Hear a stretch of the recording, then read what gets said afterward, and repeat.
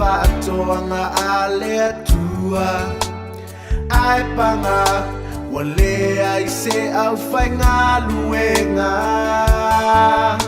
tula I mai talia lana vala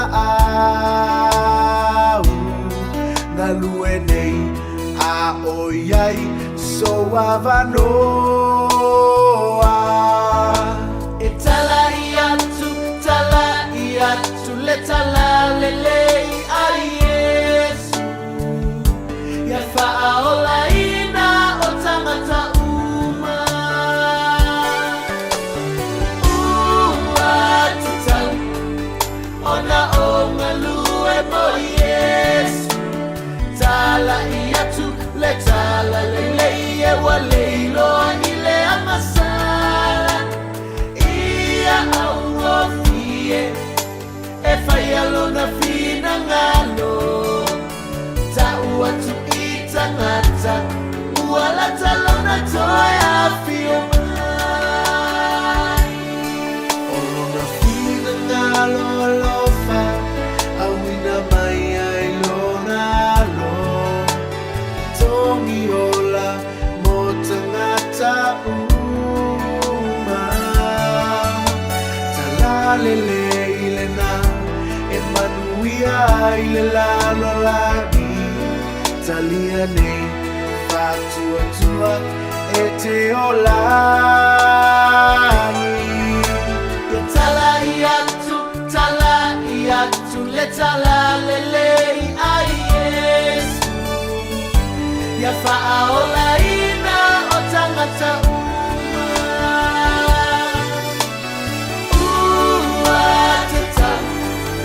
ona o ngalue mo Yesu tala I atu le tala lelei e waleilo I le amasala ia au ngofie e whai alona fina ngano ta ua tu I tangata ua la talona toa a fio mai ua titang ona o ngalue mo Yesu tala I atu le tala lelei e waleilo I le amasala ia au ngofie e whai alona fina ngano ta ua tu I tangata ua la talona toia fio mai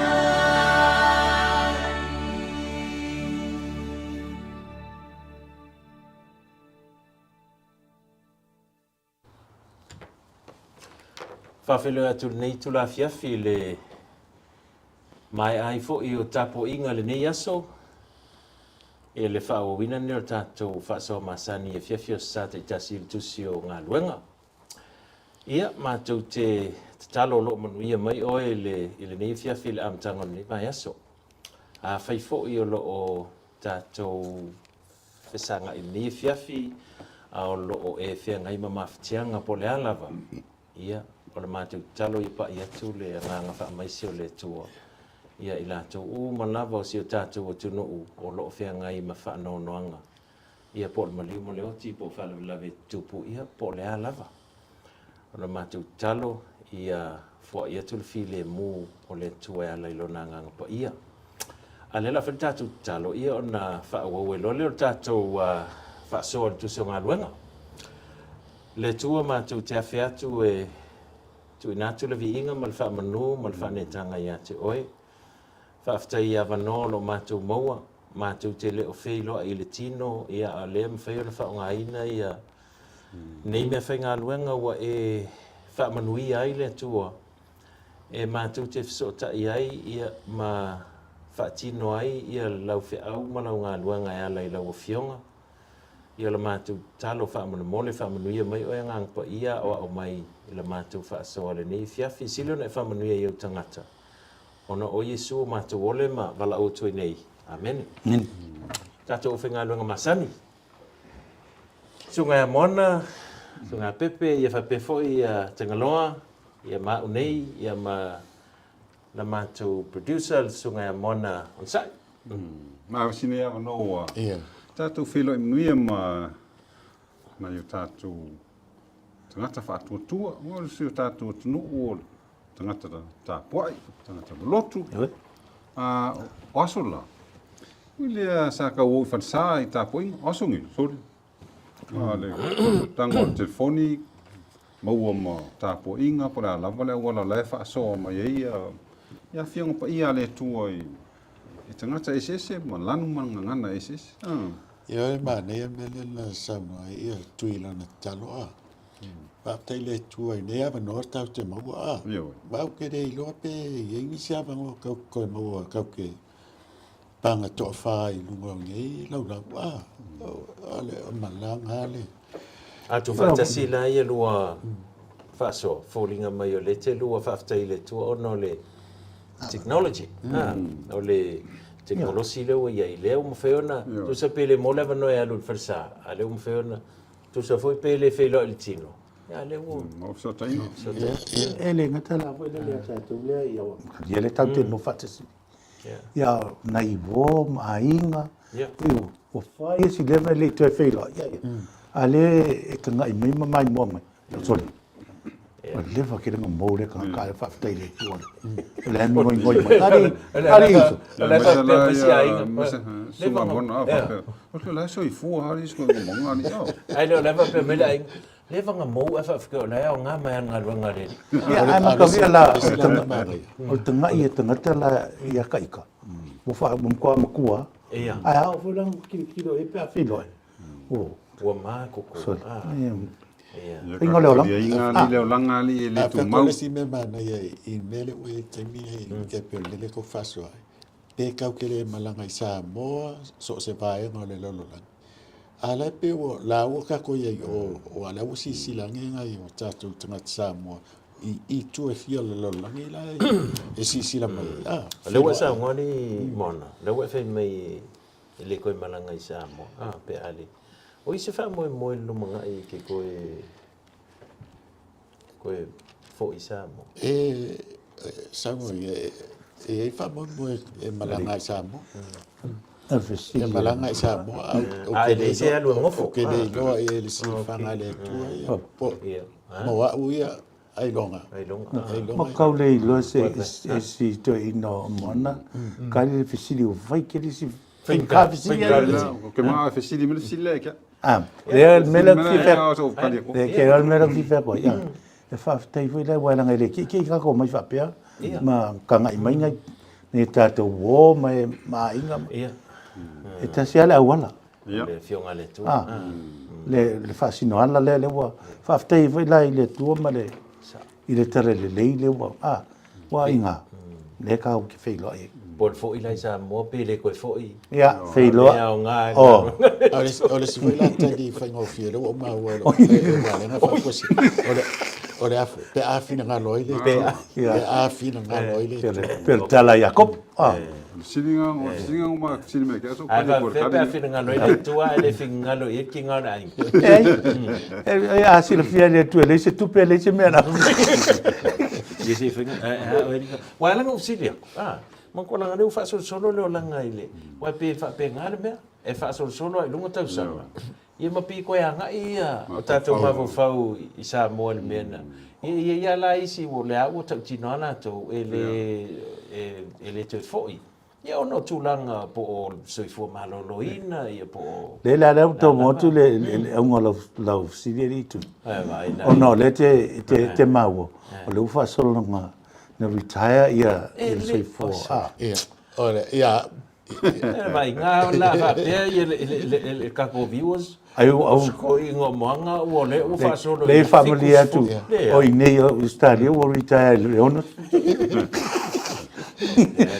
Pamela kamane mai le fie karirisi.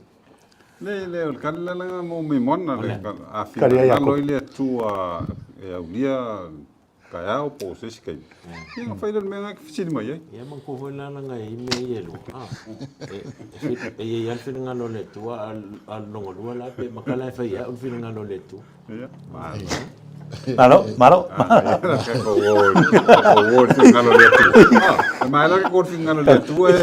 Kakol mene ka soka i. O iso kako. E polar finga no le tua e fa mai an finge le ai le. Wa mela nga le rona pe. E se finga no le tu, e se lotol fin. Ia manku. Malo. E funa tu ka po in ko ruai de ka po le tu. O sole. Sole. Ye lo winga nga melo ko fa ko. Vai. Wa mai la ye. Le ku benga ki nga yo ka ka Ku benga ki nga. ku nga ki nga Wa wala. le ke fu ki nga mo isi ka ko. Fati te we nei tina ngul masala. Manga ia Alo. si le ka ki fa soina. Ka ki moni mawina ile nga luanga le nganga pa ia o le tu. I tangata. Ele ore I futatu te loai. E le whae longa tangata le tua so se tangata, so se lanu ma so se ngangana. E whaonga ina le nganga pa ia o le tua. E whaalau te le ina lona whinangalo le lolola. Taka ko wawa ai whaasolo solo tene le I ngā luenga lau apostolo ma le whaonga ina. Ngu ese ma lanu mga ngana ese. Siata manga inga kakawawa ai. Aman tola wa le tātou te le tusionga luanga. Le sa vasolen te ni sa tātou iei le mta upo mua. Ia misala le whuk mua tau le sfutas. Ia o le ala la tātou so ina. Ia ai le ia le tu na tu pe fo le. Pe ini si vaenga ono le tā uon tā upo mua. Pe o I le o le amatanga o le. O le ngā luanga. Ma le so onga o le. O le tu ina mai Yesu o le ngā luanga I le ekalesia ma le ngang paia. Kima tō reo la ili whapena na maliu Yesu tō tu mai. Au lof tō a nei. A o le I maliu Yesu le misiona le na whai. Le na I mauna so. Sa o ma sau nioni. Sau nioni mai I le au tō sifulma le rua le ile. Il mele le misiona le va ai tu Yesu lumana. Ale la wo mai le tato wo mai mele. E tu wala ngai apostolongi. Ma va ai me nga le wo le la to matai. Ale o va ai me na o mai la to ma. Tau fa vai mai lo la to. Le ngalo nga. Ia I fola le o fa tau no ina ia me na for ina Yesu pela le sa tu vale mo popole ta po su fa yone a o le van fa lo I mo fa malusi ia na upo fo ia fa lo tu tele ma o ia ila tu a o mana ilona maliu a le lau ka ko mai tau ina ngai ina yaso inga ma futa pe Yesu mo na so one ma la to mon mo wina le lo a Yesu le la ya le la wala ko amatarola nga fo I fatau no mai le nga ia ba nga le fa mo le for le Yesu O le sina meta o fo le va va ile.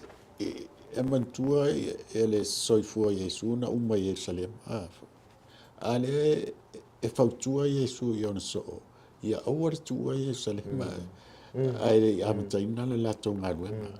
So ai sea la va Yesu. O man tua to fo I le fa fanua le tātou pa I masolen te ne fa mai so tonto a mata Yerusalem. Po le siso mangalata mai ia auto. Tangata pito mai ia auto. Ia mo la tola. O tangata ia pito mai ia la tola ngata o la to ainga.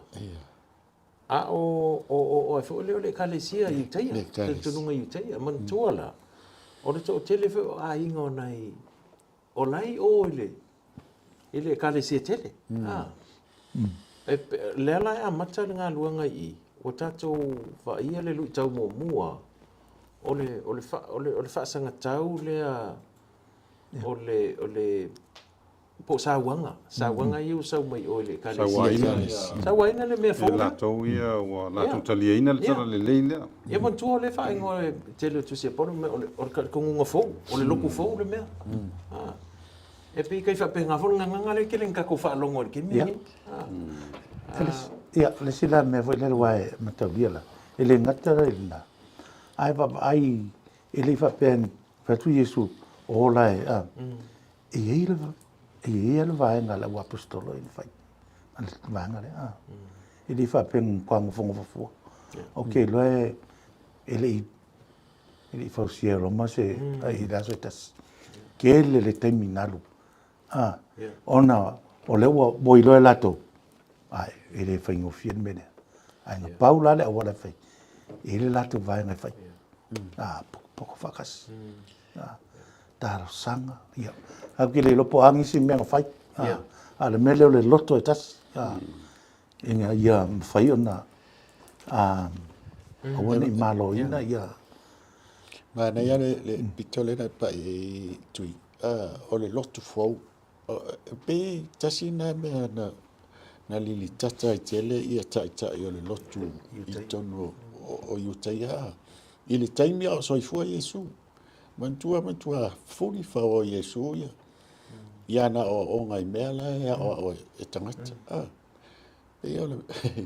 pe o vainga na le la vai ne ia il mafuanga na le fa me Iesu o ne tu o Jerusalem e mana o Iesu ina ia mafai na o ia so e matua ave fe au tono Jerusalem alela fonga le te mana po le se to fa so le mele tom fai tu tatou le sisi o manga le o la to le temi le a me se ala le amata mainga le po ina to tu Yesu po lo yeso o pe o le fiafi le na fai Yesu le famtalanga le i le yone lus ful fo lusu tasi fa pe ona awina mai o tama o le yo na tu la to ai masalo se aso le vai yeso ale na le na fai lo Yesu le mele fa mawina matai matai lusu va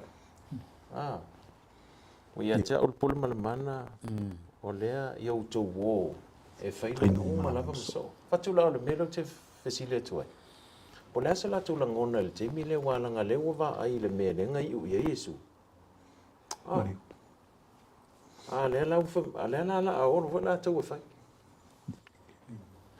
E wā lea la tatu anga i whiafo i mata upu i so me misia le lima ono mata upu momo le sa ya lenga o anga feo ke isi le amtanga o le e mesi la me ke lo confuse ai ngai e la tu te le ilo mama mama o Yesu le la vivo la ave el ai pa ko foi le no o mai le vai na ele ngata la ko i manatu wo koe pisia ka fasolo ke lo pisia ka fasolo le ma fo fongo ngai me inga sa la pata i ma fa longo ma va vai le la ngo o la ke mi la le la oni wala ke li lo o Yesu la sikiela ai pisia la le vai pango kongo le man tu le tau fila tu lan fo langa le mesu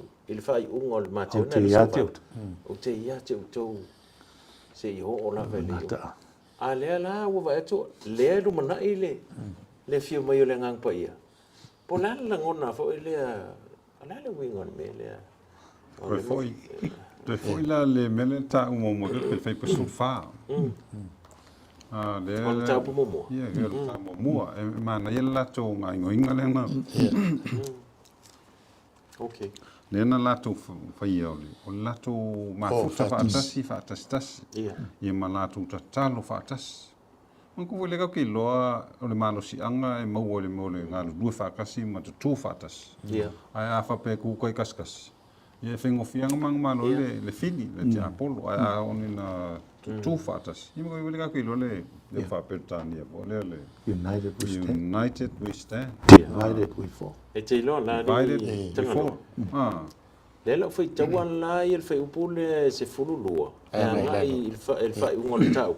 E na walanga le ua tau ul fai upule sufa. Ina ia fai ngofiona. Ma wasi se mangan na fai upule se fulu lua. Nga ia tui le fai upu moli. Ol fit filinga o matatia e suitulanga ia yuta. Wala fai mai. O tau tangata peia le leito e fo ia tutu ale. Il fai upule fia sutas. Sutas. Ia. Puna sutasia. O fai sulua le la. Sulua le la i tātou. Sulua ngala amata. O lelo o fai ko ni. Ia fai tau ai no se vai akulu Pei pa sulua. Okay. Ona lato to e fo i atu lea i Jerusalem na ile mongo e ngo ia Olive. E lata le i Jerusalem. O le savalinga o le sa pati lo la va. Pe sutolu. O lato o atu. Ona wa ele o i lato i le afeafe au pitolunga. Ona nofo i Peteru, ma Jakopo, ma Ioane, ma Andrea, o Filipo, ma Toma, o Patolomaio, ma Mataio, o Jakopo le atali o Alefaio, ma Simona le Selote, ma Yuta le uso o Jakopo. Ripo la sulfawa langa le mana ia la le fai pule tātātu tanoi. O fina upea i lātou nei umalava ma le loto ngatasi i le tatalo. Male ai oi a toa mafafine ma Maria le tinao Yesu a toa fo'i mo noso. E planga sulua le sfumar le e whaatau le vaenga mo la tone mo ese meina o toi soifu toi a fiwa Yesu le la. E la o lo na to whaapoto matatalo whaatasi ma ai oi fatas. Ele va penga ngofo mam. E di fa pe ko ka ape solo alu lo ka ila ko fale la tu ai. Penga ko fakali por har kini. Ko sole ole ba ngai na ole mele o tupu nei le oli inga ua ba. E man tu fa pe su kasinga nga o ba ai atu. Oli wa ku Yesu wa ba ngi. E na sa mo tangalo. Fai mai lo ia tangata nei la ela e papa. O Yesu nga wa.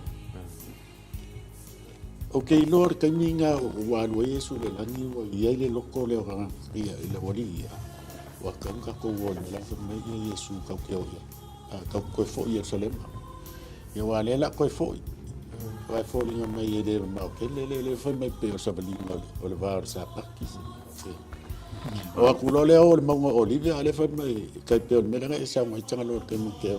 Pe ia le fa le na fa ka se ko paseka ya talu la wa ta ma ila faska ko malolo ya tatu Malo fa ko le ka ko fa so ino fionga le tu ale bisi foi tauna ila lo Alo sai mai. na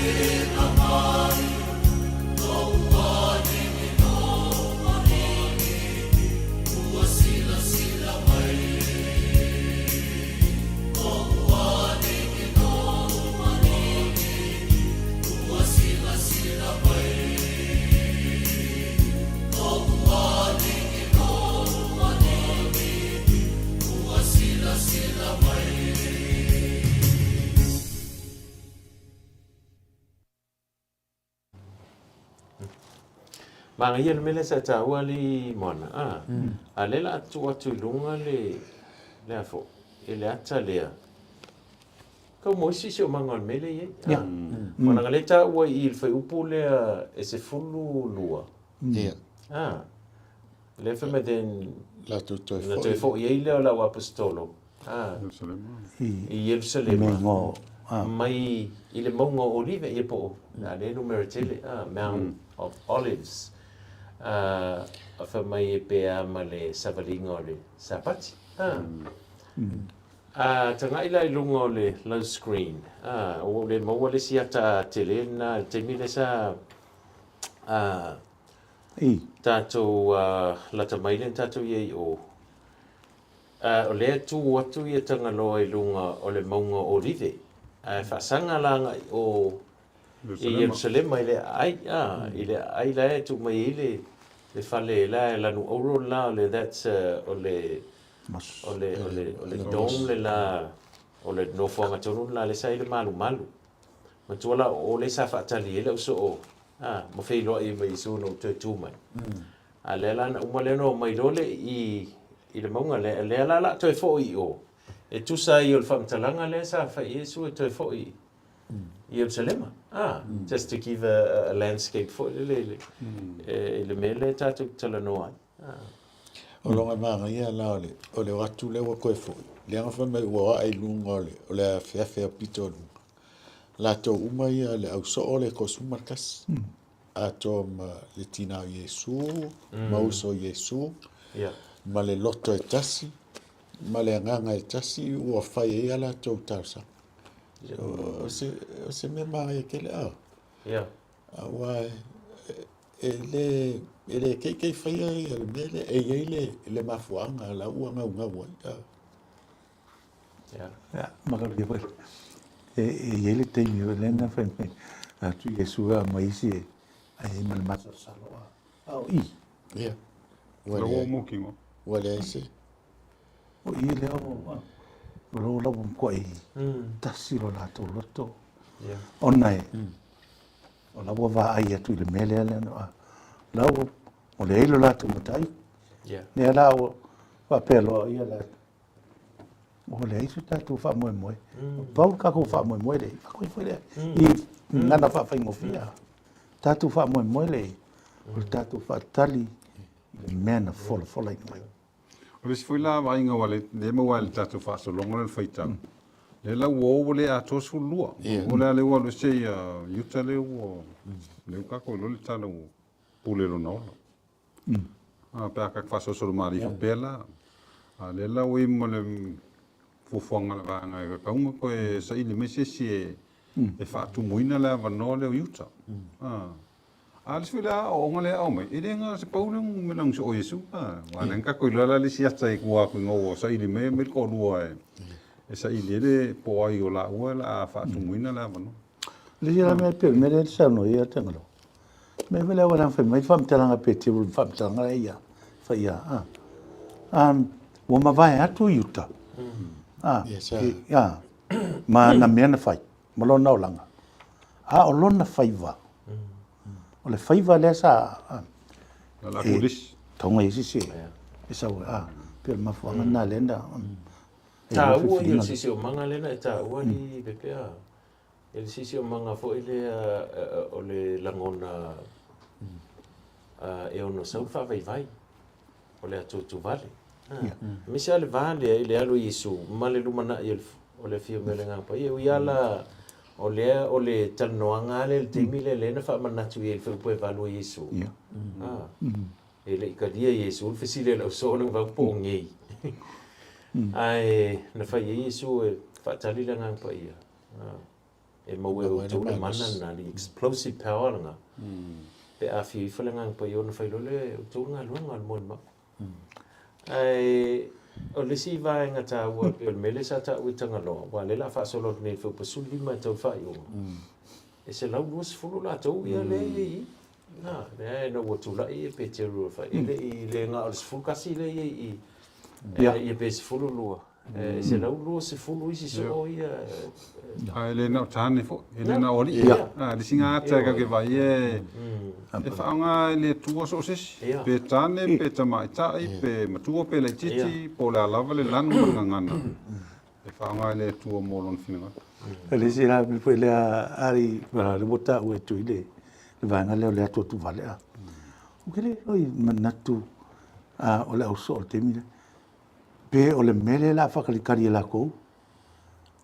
E vi iso na tino mai. Ngang pa ia. Sa koe foi le i le langona lea.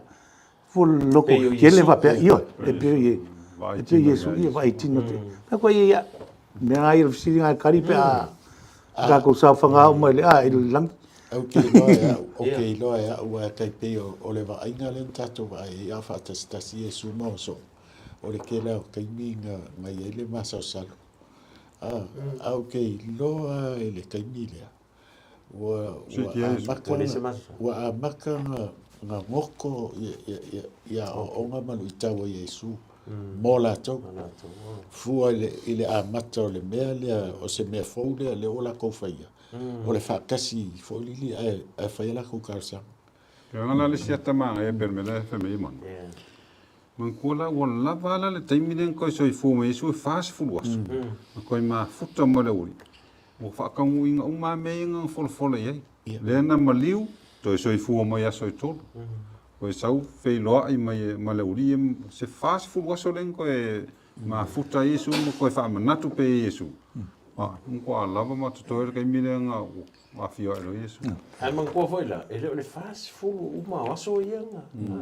Ele kele instances foi nga pia Yesu ya na to no fast fulu aso le.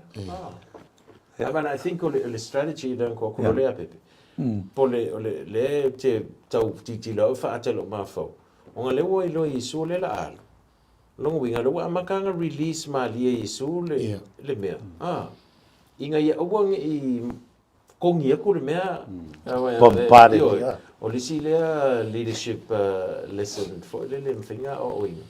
O le mea lea o lor kai mi wa wala o le ia o kongo move. E langa e ilte mi a uminga o se mea. Ngo va ai se mea mo te i se mea. E ila ngona vai whantangata, it becomes mine. E ongo ilo ulangonga o le mea o le mea lea. Pea umingo i se mea, o le onga leo mai, na tolu ama laftu, sanga ngā runga Yesu. Ai le wha pia whalanga o kuwha pesu. So koe ngofo kasi alo ke wa koe le ready leo ri. Ka al kai mi ia. Mena fa taile atua. I le whaso solonga minga mea. Awai, o mai Yesu, fia marola po ia. Fa mamafa ina le. Okay. I mo leva na tuto. Yeah. Okay, lo ke e ola mai aka ko ke ola mai. Soi fo mai. Oi. O ye le no fo ma fa pito. O le nganga po ia. Ai lei. Ako koso fa ka winga. Si vanga na wa. Yeah. Uma na misiona le a Yesu. Le la wo o le temia. Wanga lue mai le nganga pa ia lea. Wanga lue mai ei. I le loto o le ngaka a mese i kaimile. Mo le Yesu. Awa ngai mai lo le nganga pa ia. Ka wai o le mea o le tau le taimi wa kaunga. Pe o le fio mai Yesu mala misiona. Nga sau i le kaimi a makai misiona. Ma o nga so o kai min le ala o lor kai mi o sa unga no man ko o ka ko va ai el kai mi a ma futa Yesu mo so o le kela o kai mi ele ka ko male a to tola so a ke lor kai mi wa ese ma sa unga Yesu foi wa lo ai Yesu e fai o so o nga luenga i le mesi de fai ai fa a to tola nga pa ia le o polo ai e fio ma ia rato. We pay sau. Ia, ora sau. Ia, foi mai a tonu e. So o le foke au mai a mo au. A or kai mi e ka ke ngatu e manga lu ma o ka ko usa ka ka wale o ia ka ko ngatu. Ia. E ka o ia ke o ia ke au ma trust lesi o usa ka. A or kai mi wa ku e le ava mo ngatu e. Ala o ku e ma le fa lango ma le fa mo e fai. Ia. Ya lo kau mai ai lunga li mona le to fa manatu men fa talanga i su le nei mateu na lu su val. Langa lenga fa mai le amatanga le fa pasfulu no na watu wai le so to sfulu man to tas. Kali le le mongon polo e tu isu ia te la to. Wala tu ilo o ia ona la tu i fo mai le ia te ia a ua ma salo nisi. So ngala pe le mele fa koi. Ele ia se tulanga fo ile na fa pole ina Yesu pe fa pe se ako ka mai ia longa na fa ia tua Yesu la lo ifolo fa upo mai o lo fa ia eso pila le wingo le mena ela te la no la ui le va nga fo ile le tau te tai la nga ile songa ia I ta ua mo tatou te tai o le sona mo le mele o le tatou tonu ina o le tangata. Ku iai, e langa i lea se a koko, ai tu iai ma le whalangolango. E te talo au mo le angang pa ia. I le ia whalangolango, i le tangata lea ma whauina. Lua. O le teimi ua, e tā ua le mele o le provide o le avanoa, mo le si tangata. Si tupua. E lenga o se faife au mai lenga o foi faife au e o alfa va o se mea vai tele mele o lo manatu e o te no foi langa o faife au se longa o ke e te tau o te mi o fa mai le tu tau na move va ai le non e make it available mo le si tanga te sau ye ele am talanga vole le fa Britania personal development ngai si lo ile ki ngai tinga lue la nga pa ile tangata me me sa no mele fa leadership o me fa vai me na ele fa penga kongo o e kale sia po misi se mea that's the principle nga mo me e pa lai e mo me se mea vai e kale sia Kampangi pisingi fai nga malo ole si me mane wa ele ngata wa sa mo suma tu I fai au ele nga fai au e o no tata just kai ia I se me e me se me como o como ai e me se como e carecia amantua e sau mai le ka ko nga kula nga sala le mele o lo manga o ka o file le pau e ala e manga ina le upulenga mai kimi o le personal development e ma le sila upule fa popoe o le empowerment o le ava nole o le empower inga ia tangata e ala la le tu ia le ava no Ale sila vai walanga le kuke fa so le tula le leadership. Te au. Alo ke kila o le tula o tele vole o mo tangata uma. E follow e tala ina le tala le lei. Mo ko le tala le lei mo tangata uma. E walanga la le si a o ta o le permeleng ta o tu ile. Ili fa penga ato to so ola.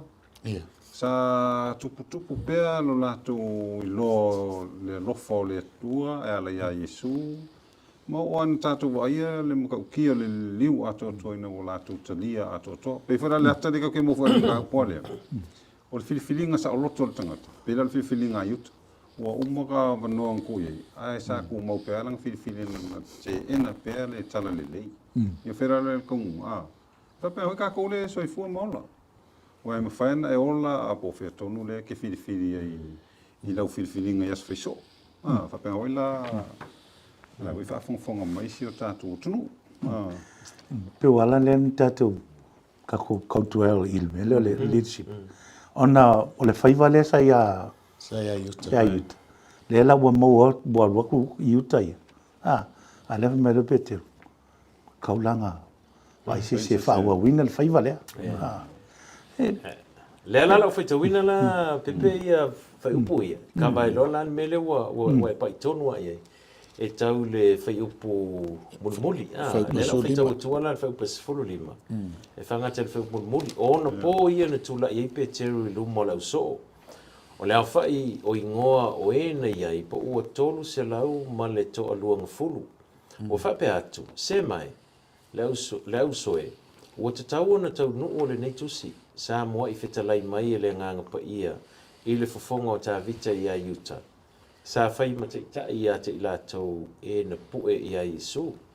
A wana whaita wina o ia whaatasi mai mātou, na tō fia fo i o ia le nei whaiva. Na whaatau fo i le nei tangata le whanua i le te tongi o le amio leanga. Na ti tō fo i o ia, ua pā ailo na manawa, ua masaa i whafolo na ngā au umalawa. Wai lofo i le nei mea i la tau uma o ana nofo i Yerusalema. O le mele wai ngoa ai le whanua i la lato lavanga ngana o ake le tama o lona winga o le whanua o le toto. A wawa tusia le tusia o salamo. Ia tu ufua le mea wa nofo ai o ia. A wafo ina ia se mauai. I le malea. Ia whailo na whaiva mo se tasi. O le nei, e te tau o na whai ma moli mau whaatasi ma i mātou nei. I lona toe tū. O se tasi o ia tangata sa whewa i ma i tātou i ona pō umalava.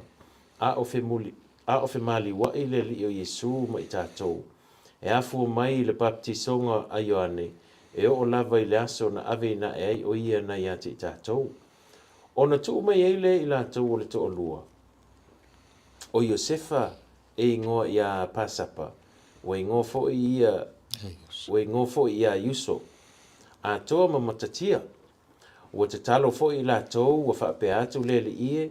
O oe o le si la fia loto o tangata umalava. I e whaelo mai po o aiso la ua nei ua e filfilia. Na te maua le tofi o le nei whaiva o le apostolo. Na la fo ina i uta ina i alu o ia i lana lava mea e nofo ai. Ona whai ei leo o la la vili. Ona whaasanga leo le vili i a matatia. Ua whaita wina o ia whaatasi ma lau apostolo e to atino ngā fulu ma to tasi. Malo.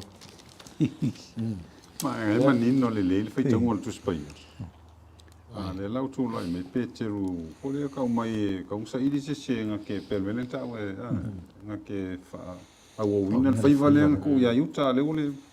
A le le au mai ma le ata fo le tu ai ngā tangata e whilwhili mai. O le na amata mai teima Ioane, ma lato ma futa mai pēr ma Jesus i o al teimi na avina a Yesu, le toi ngā tangata langa le mga amia e. A o le sila taha o le ngā lunga nang whairanga lea. Fo le o le tatalo mo i le atua e whaailoa mai. Ka koe fo i ala, God is still in control. Me mai whaia. Ngare, o le uki kilo whaere le whaingo mera, whainu. Mai lātou ina puti. A rea whain mai whainu mera. Tua se lau, no se fulu. O mga kaua lau waile ni se lau no se fulu. O mana tua ia. Ko son foi ngo. Sko ngo. Lo waile se lau no se fulu tau sanga lina. Wate, ki loa e singa coincidence i mei ai. Ai, e pere. E tā ua leo whainu mera waile. Ona ole tala leo le wha, ole tanga e wha mawina. Ia matangata ina iei, e le ngā o kamaroloa. Mawhi. Ai maa ngai wale point le mo me e pe. Wai fiso o kai una o le whenga tuai. Ma i le whenga fau, i wha atau wina. O me o atarang wha atau mai o le whenga tuai. A le lo wha atau wina le ngata ia Yesu, ai wha atau wina fau e longa so. Le ngā wala ia ma. Wha o tanga wha ua ua mea. So ka ia na. Ya lela tatu wanga tatu malolonga le mulu ia tatu fo i mai ia na sa mai alo le tatu mta upule momo. Alon sai mai.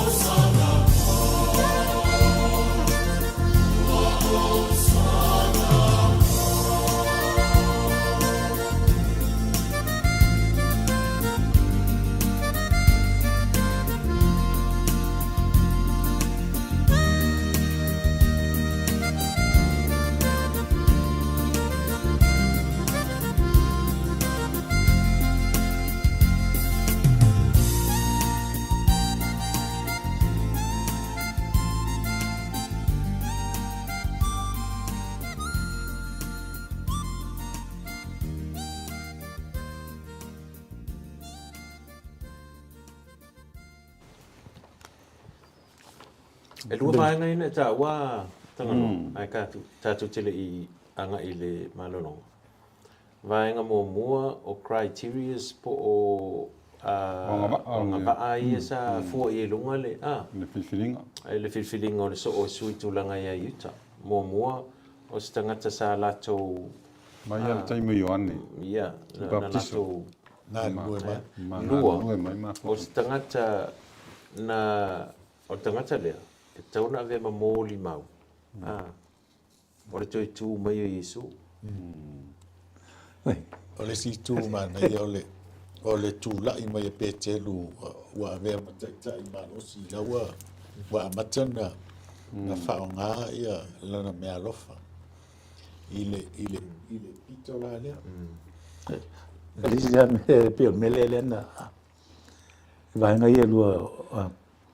Ele fa pe mai. Ia vai mo po ngi kusio ka mga. Ai profesa o ngai. Ia, awa mela ia le la. Ai pe so fai. Ma se vai po la longa background. Pe kau ai kau kupu le pe a. Pe la fai pues fu. Ai han ma nga ia le Devon. Ka mo ni mau. Tanga mo ni mau. Pa kasi mai la. Ia. Ai vai le ia.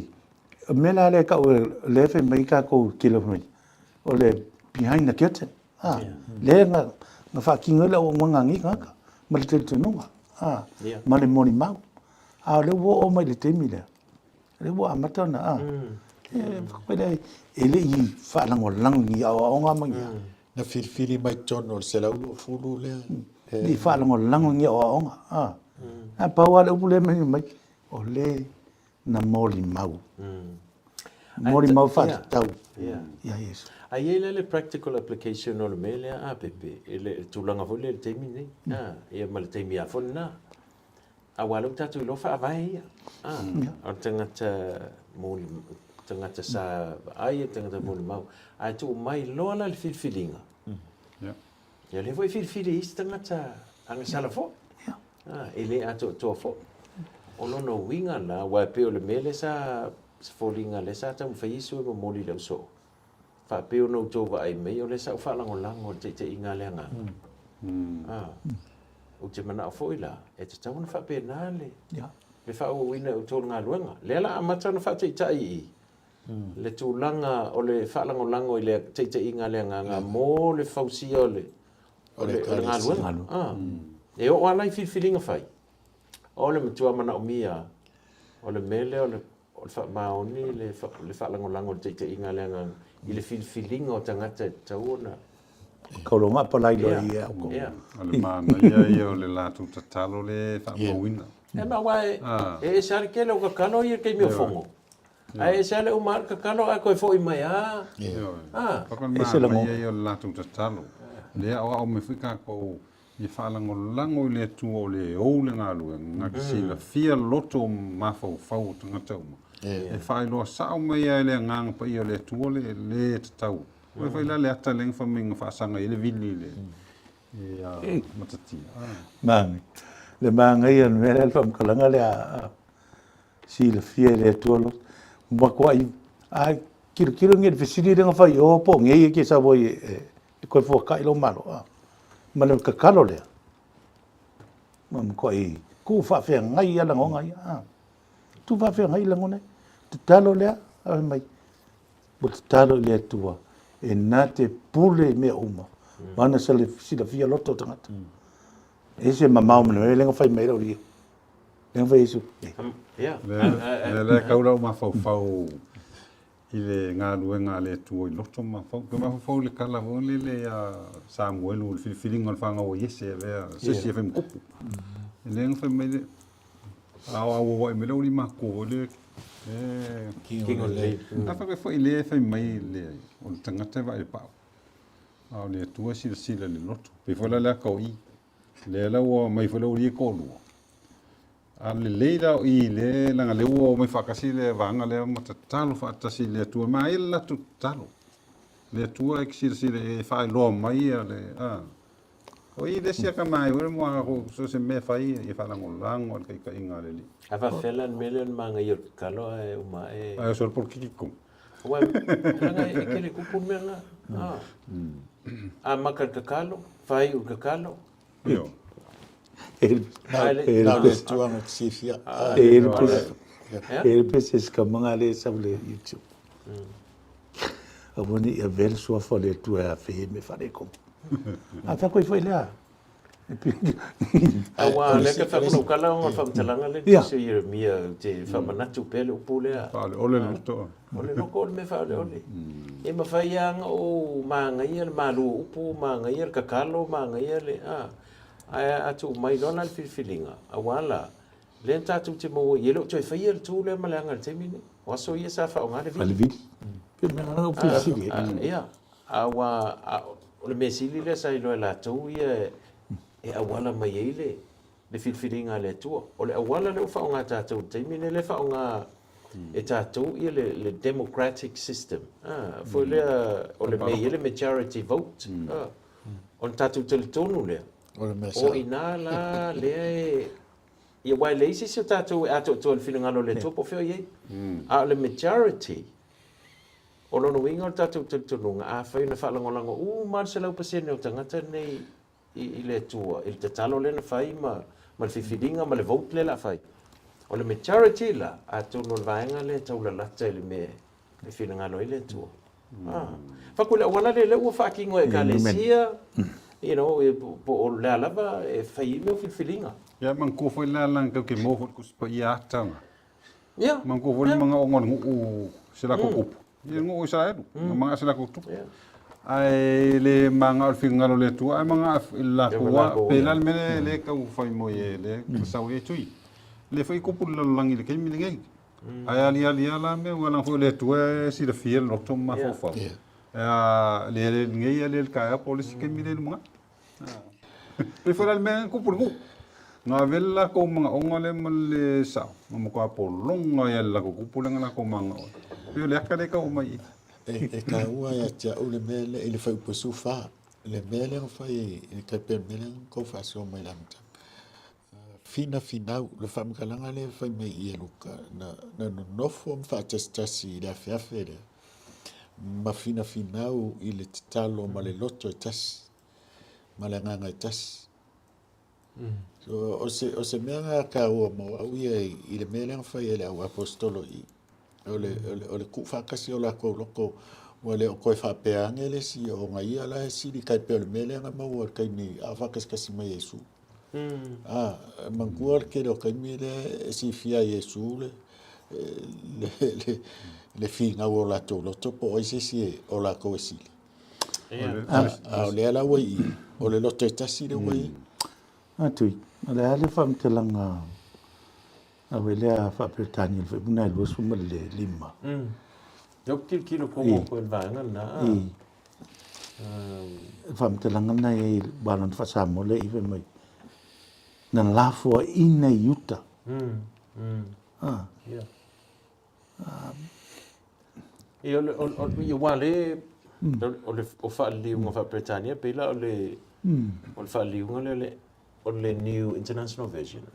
Left me the ministry that Judah left. Okay. Yo isi fa liunga kai foringa la sa wa le anga men na just ya. Da ye tu ua le mea na vala wina ia.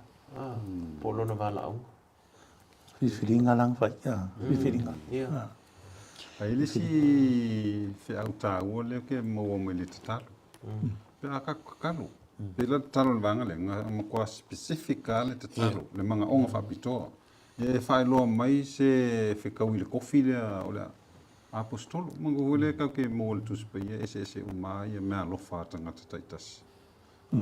Ale la fa pito le talo vanga le. Ya e fa lo mai e poi no fu lima lima e pro foi te volta talo no fu lima no fu fa o te talo fo ila tou fa peatu le li o oe o le si la fia loto tangata umala ia e fa lo mai po ai so la ua nei o e filfilia na te maua le tofi o le nei faiva o le apostolo na la fo ina yuta ina ia alu o ia ilana lava mea e nofo ai Me ka kalo sa wana ke lo ka kalo li ka milo vai o li ka kalo. Yesu le tua ke si la fia loto. Sa la kala Moses. Ya ka kalo ka ko li ka. Pengone ko. Uma falu penga uma. Pena ko ngana ngla pisi ko. Ile mele il foi pule su le ma. Ese le filia mai ele tu. Ma le filinga fai. E filinga lenga fai e yuta. Tu la fa. Il fai va. Ale fa mel ta le tu fili mai oia. Fili mai oia. Ya ai ngala mal fetala nga Yesu lang fai le. O le fili o koa. Ale o fili o ko. Ka fai le mon kat ko nga ko le mo tu fa tu ina ele. El maftanga le. Le tu. E se ma ko me fai. Ai fili mai oi. Ma ngai. Wa ia. Tatu fa nga ia upu. Man ale ole melo tatu manino. Ele se filinga ya koko. E o al filinga le ale ka le sia le. Wa foi la ele se lo noto ia. E ma fainga ma ngai upo kakalo. Yes, le songa mo tatu a talo straightforward. Le mana onga le tua. Ai au no ke me filinga. O filinga la ele sa o me kakalo sa o me le loko. O te whaonga i nei le mele na talo i le tua. Tai mai lo loto a whaila o filinga. O i ngala, o le tele la me ele a koa i ngā wānanga le se filinga e lua ngia ma le agenda whaatangata. Na o le reality o le karesia ape o le mele o te whaasoa ia. Ai na whaonga i na lava. Ele atua. Whaonga inga le kalesia le ato tua, ngai so, masalo salo. A waere I whape o, e mawhenka ki kilo e kalesia, ma ngai o sela, le le se laupa senge le kalesia le. E tutu sa malemele I tātou fo le teimile nei, na paua le se senga. Ona o vai ngā teimi ese, marsisi o manga ese. O le tātou te iei. O tangata nga sala fo I pe o tātou. A sala tu tau mwhai le mesi le whalangolango. Whalangolango. Te inga le ngango le ri. Ono lango whalila ko whiwhiringa. Is it perfect? No. Whamanui le tua? Of course, whamanui le tua. Mele le filifili mai le tua. O kongo le loko e whaila na filifili. Whiwhiringa. Peta lia. Peta lia. Ma whaongalanga, yeah. Ma whaongwhalanga, le a mata upo talo upo ia, le a tua o le si la fia loto.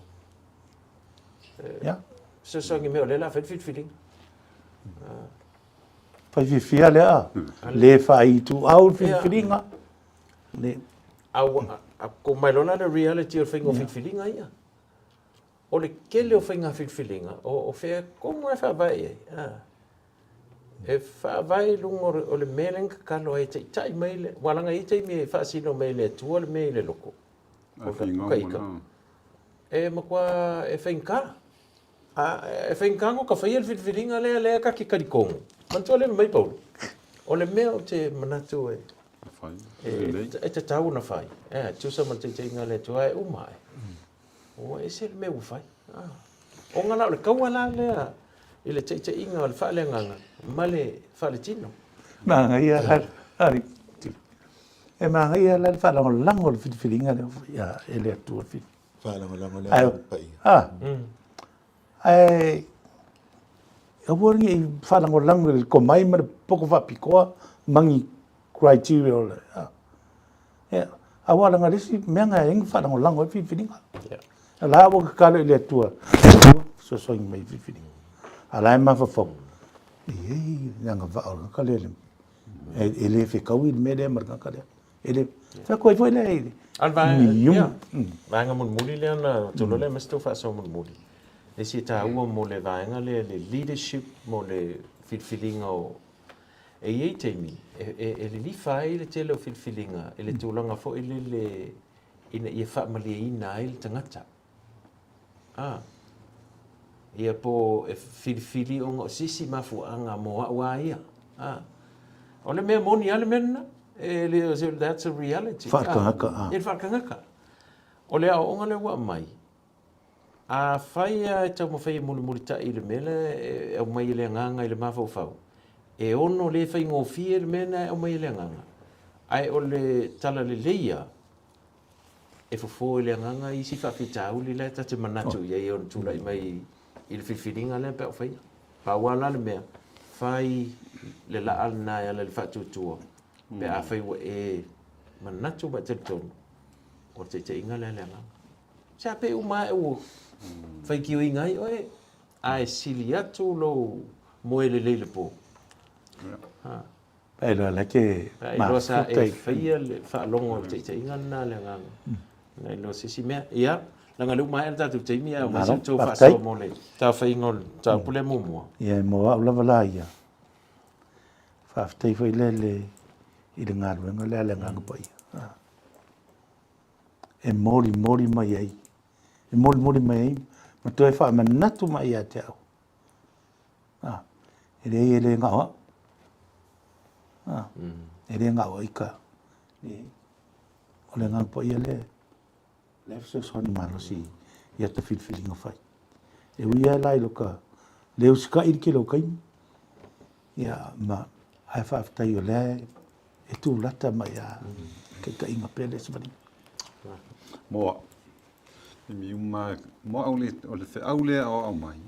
Ia o wala i lo le aso o au le aso o la filfilinga mo mola le fa ia o filifili pe ia o fa ia le me sa o le fina ngalo le tu o langa e fi ngau mai pele nga sala i tono lo ma fau ai o te talo le tu ia o fa ia se filfilinga sa o manu malo ia o ti le ai soi fu ke ri soi tono ia nga ia o filfilinga sa ile ako ko filfilinga fai mai le se lau pa se nge le sa e mai lu su fai ku la mo kia le me ke le ko me se lo me sa pe nga se kasi pe lo me sa o tanga tanga yo ara ngo lango pe la i te inga le ngango le so so ngi mai la filfilinga ia so fai so mo lo wa le au langa mo au le so te lea se le sona mo au ia le vai le amtanga tusila o ngā i le moni mal fa maoni o le tua ia me se Yesu a soifua lala i lana polo inga le na fai i on so o le tua Yerusalem o se le songa mo o le mele o le ustai fa longo o le mele ke mo mai i o le uskai o le au so ma fa lango le polo inga langa fai Yesu ia au ni kua Yerusalem ma koe fo i Yerusalem se ia ona ua inga ele nga pai so se le songa fo lili io ka fa lango fo ila ia io te fa lango ia il kaiminge mai mau kingo au le Yesu ma so ifuanga ni o le nga pai le ua mafuta mai mafuta atu io ka lango nga inga le musumusunga ia o lango nga inga e mea mo i mani mea sa o le fa me le nga mo ita a fa me ai le te mona vele ai o le ai Yesu pe en kole ele o Yesu kai minge fa le tino o nga sui le o le nga pai nga manga ia mai la le ko ka ko ku se falinga o Yesu la fa me ku se falinga la o le tu tam tawole o le tama o le sui da la nga tu ele fa de la tu la fo i tato malo o te lo tele nei le sona ele avena mo tatou le ele nei vai aso ia mo le atu fa tele lava mo lo to mafuta mal nei fiafi mal fa vanoina o lo teimi tatou te fa so ai fa tasi ai fai fina lo ile tu tatou te fai lo el va so fo ia o talo te ia tu yelo to so fu mo ma to wola e fa au il tatou fa so to so nga luenga mta po lua la tatou se il va so fo il tatou va ai ile fa tinonga o la so na a fio mai ia le ngang pa ia ma men tatou va ai o te tupu le kalesia ina ua la to fa lango i le whaongaina o le te inga o le mana. E pei ona folfolena mai i Iesu. Ia whamanuia le tui tiutolo ni vai aso la anga ia tu iai, e le ngata i mātua whapefo ina i whanau, ia e maise lava. Ia nei o tātou mātua mātutua, o lo whaia ia le whaiva o le tāpo ia o tātou tiutema ngā luanga i le aso, ma le aso ia tulu ia tu le tulu tu soifua, ma le ola ia so whaiso. Ia pe a tātou te whilo i fo il vai aso fau. Whaafteile tua i le nei aso mātou whaaluina nei tula mātou te whaasoa ia o fionga. Ia o talo lava. Mātou te ia mātou whaalangolango atu i lo wanganga ma lau te inga mo i mātou. E lena o mea whai i kalesia ma ngā luanga msosi me. A o la mātou savalinga al tangata lava ia so taitasi. E mātou te whesanga i ma whilwhilinga i teimi umalava. Ina i mwhera mātou whalangolango atu. O te ilo whilangalo. A whainga tā, whaamoromore whaamalosi mai o mele whaatutua. E mātou te la aile la alea. Male e talitonunga, te tāpina ina isi mele o atu i mātou la aile no manai. Whaamnia i o tangata nei fiafia, mai seo le savalinga nei vai aso. O Iesu o mātou talo mga lai tui nei. Amen.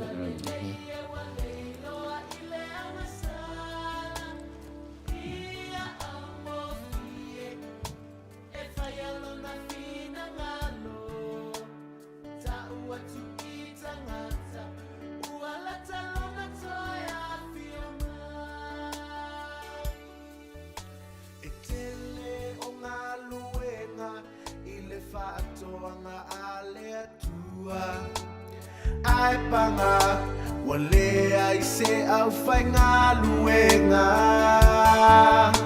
tula i mai talia lana vala au ngā lue nei a oiai so avanoa